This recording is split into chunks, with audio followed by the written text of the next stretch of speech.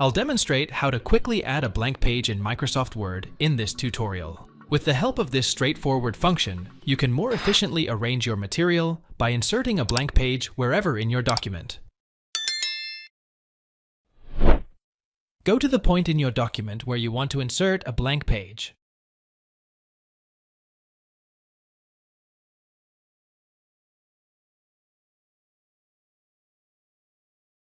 Click at the end of the page where you want the blank page to appear.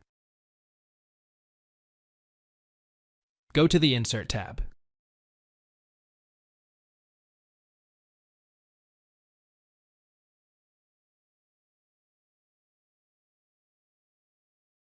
Click on Blank Page.